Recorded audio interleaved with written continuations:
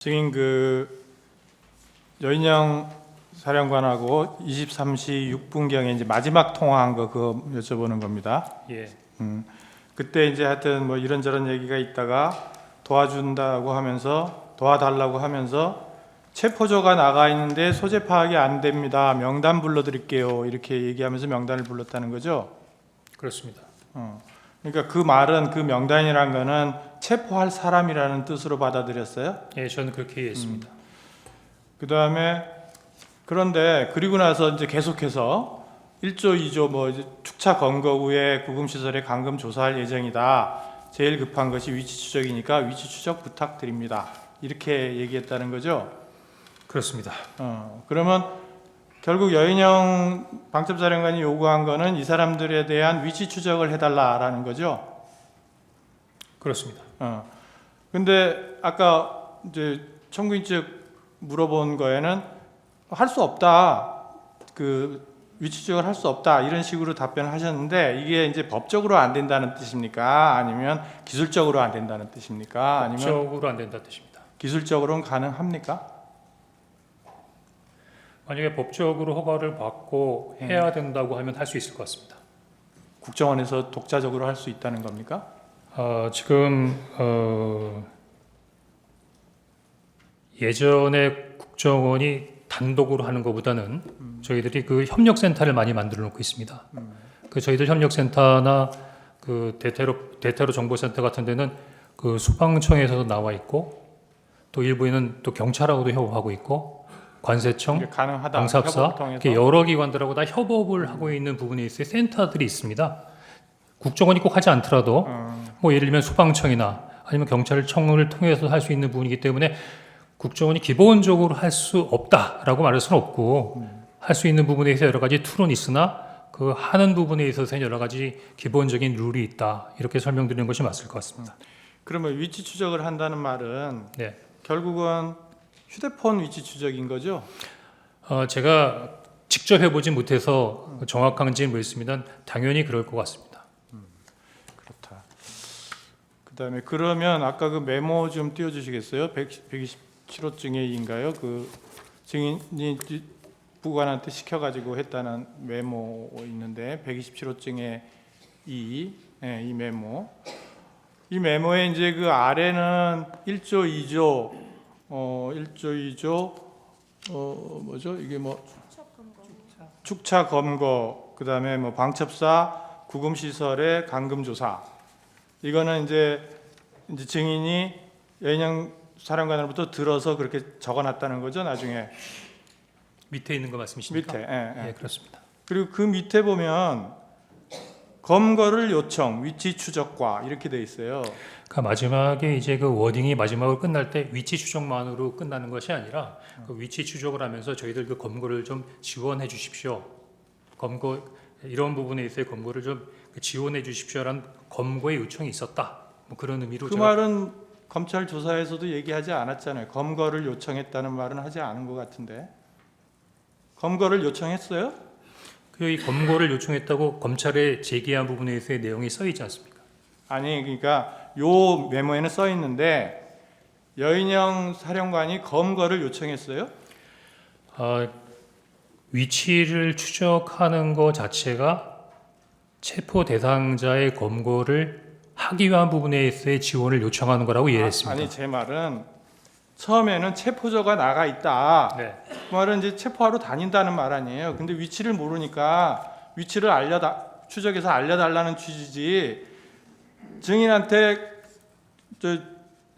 체포를 도와달라. 그러니까 말은 체포를 요청. 여기 보면은 체포를 요청, 검거를 요청. 괄호하고 위치 추적과 돼 있어요. 위치 추적보다는 검거를 요청한 것을 또 주안점으로 써놨는데 검거해달라고 여인영 사령관이 굳이 얘기할 필요가 없잖아요. 자기들이 검거하러 나가 있는데 위치 추적만 받으면 되지 왜 국정원이 체포를 하러 다녀요?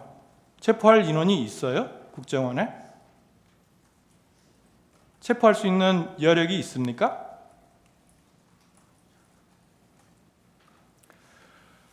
국정원이 수사권이 없기 때문에 그 체포를 할 수 있는 권한이 없죠. 근데 검거를 요청이라는 게 무슨 말이에요? 검거 지원을 요청했으니까 저희들이 직접 예를 들면 저희가 그 범죄 수사권 없더라도 쉽게 말하면 국제 범죄를 할 수 있는 부분이 뭐냐면 저희들이 검거를 지원하고 실적인 부분의 체포는 경찰을 통해서 체포를 하는 부분이 있기 때문에 항상 공조 검거를 할 수 있는 능력은 있습니다. 그러면 거기다가 위치 추적, 그 검거 말하자면 이제 뭐라 그러지? 지원 요청. 지원 예. 이런 식으로 적어 놓는 게 맞지 않아요?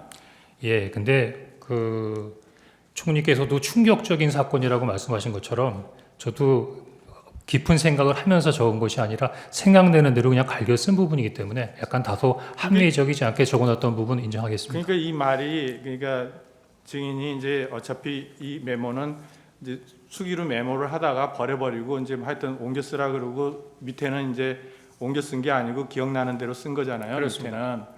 그러면 이게 증인이 뭐 1조, 2조 뭐 축초해서 검거해서 방첩사 뭐 감금시설에 감금조사 그러니까 그게 조금 이해가 안 되는 게 여인영 사령관이 방첩사령관이 증인에게 무슨 이제 처음에는 뭐 비협조적으로 별로 얘기를 안 하려고 그러다가 대통령 전화를 받아서 도와주라 그랬다고 하니까 이런 얘기를 했다는 거잖아요. 그렇습니다.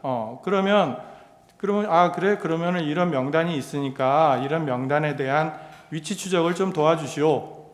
이렇게만 하면 되지 굳이 1조, 2조 뭐 이렇게 가가지고 뭐 검거를 해서 축차 검거 후에 방첩사 구금시설에 감금해서 조사할 거라는 얘기라든지 이런 얘기를 굳이 왜 할까요? 글쎄 그거는 뭐 여인영 사령관에게 물어봐야 얘기지만 제가 생각하기에는 이 내용만 얘기한 게 아니라 제일 먼저 그 부익께도 전화 받았어 대통령이 너희들 도와주래 할 때 명단부터 얘기한 게 아니었거든요. 저희들이 경찰과 협조해서 국제를 봉쇄하고 있습니다라는 말부터 시작했으니까 아마 방첩사가 진행하는 부분에 있어 현재 진행 사항을 저한테 약식이지만 간단하게 브리핑해 준 거라고 생각합니다. 그러면 그런 내용이 검찰에서 진술할 때도 요약이겠지만 물론 하여튼 체포조 나가야 하는데 명단 불러드릴게요라는 부분이 먼저였고 그 다음에 명단 불러주고 난 다음에 그 다음에 계속해서 1조 2조 뭐 축조 뭐 체포 뭐 이렇게 얘기하고 축차 검거 후에 구금시설을 감금할 예정이다. 이거를 나중에 얘기했잖아요. 상황 설명을 먼저 한 게 아니라 이거는 그 명단을 주면서 위치 추적을 해달라라고 하면서 그걸 구체적으로 더 나아가서 얘기한 건데 그 상황 설명이 우리가 지금 이런 여러 명을 체포를 해가지고 검거한 다음에 감금 조사할 거다. 그런 얘기를 하려면 미리 얘기해야 될 거 아니에요. 상황 설명을 한다면. 근데 굳이 그런 상황 설명을 국정원 1차장한테 방첩사에서 아무리 그쪽에서 대통령 전화 받고서 도와달라고 해서 전화했습니다라는 그 말 한마디에 그렇게 구체적으로 얘기할 수 있을까라는 게 조금 의문이 들어서 하는 얘기예요. 예, 저도 약간 의문이 드는 부분이 있는데 여인영 사령관하고 제가 아주 객관적이고 공식적인 관계가 아니고 사실은 그전에는 나름대로 어떤 활동이 있어요. 보안 때문에 저한테 말을 하진 않았지만 일단 이야기 설명하면서 어느 정도의 선배니까 믿음을 가지고 나름대로의 주변 환경 주변의 여러 가지 부분까지 설명을 한 걸로 이해가 됩니다. 근데 그거는 예. 그러면 조금 이상한 것이 처음에는 전화할 때 굉장히 말하자면 비협조적이거나 말을 안 하려고 그랬다고 증인이 말씀하셨잖아요. 그렇습니다. 그러니까 뭔가 이렇게 전화해서 뭐 어떻게 된 거냐고 물으니까 좀 얘기를 안 해주려고 처음에는 그랬단 말입니다. 근데 대통령한테 전화 받았다. 도와주라 그런다. 그렇게 말을 하니까 이런 얘기를 쫙 했다는 건데 아무리 그냥 생각해도 이 사람이 같은 뭐 통하는 사람이라고 해도 이게 이제 비밀이 아니구나. 이제 같이 이제 협조해서 일을 해야 되는구나라고 생각을 할 수는 있는데 그렇더라도 그거는 자기가 필요한 한도 내에서만 일단 얘기해야지 나중에 혹시 증인이 진짜 대통령한테 전화 안 받았는데 그런 얘기를 했다라고 해버리면 본인이 굉장히 문제가 될 수 있잖아요. 그런 쓸데없이 아무 데다가 막 얘기를 퍼뜨리고 당겼다. 이런 얘기도 될 수 있는데 정보에 관한 방첩사령관이 정보 같은 거는 굉장히 민감하게 보존을 하는 사람이 그렇게 쉽게 얘기를 했을까라는 생각이 들어서 그게 명단을 주니까 증인이 그냥 이거 명단을 그래서 체포 뭐 그러면서 뒤에 얘기했는데 그때는 뭐 거의 막 듣기도 싫었다는 취지 아니에요. 증인은 이게 말이 되는 소리냐 해서 그럼에도 불구하고 그런 내용을 자세하게 또 여기다가 메모를 해놓은 게 좀 선뜻 좀 이해가 안 돼서 하여튼 들은 얘기가 맞다는 거죠.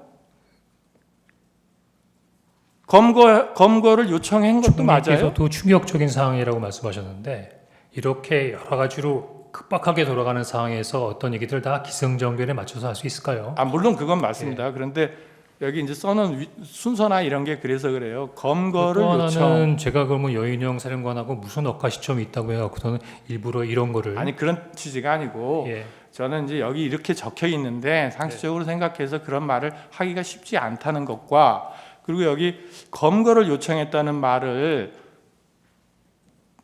주신문 사항에서도 검거 요청 얘기는 나오지는 않는데 메모에는 딱 들어가 있어요. 그래서 제가 여쭤보는 거예요. 검거 요청했어요? 위치 추적을 해서 네. 방금 얘기했던 10여 명의 대상자를 검거하겠다는 것 자체가 네. 저는 검거 지원을 요청했다라고 그럼 검거 지원 요청이라고 안 쓰고 왜 검거 요청이라고 썼어요? 이 말은 다르잖아요. 검거를 요청한다는 건 국정원에서 검거를 진짜 한다는 얘기고 제가 이제 공문서를 작성한 게 아니지 않습니까? 간단한 메모지 않습니까? 메모는 왜 작성해놨어요? 제가 나름대로 그 상황을 기억하기 위해서 메모해 놓은 거죠. 그럼 정확하게 기재를 해야죠. 예, 정확하게 기재 못해서 죄송합니다. 네, 이상입니다.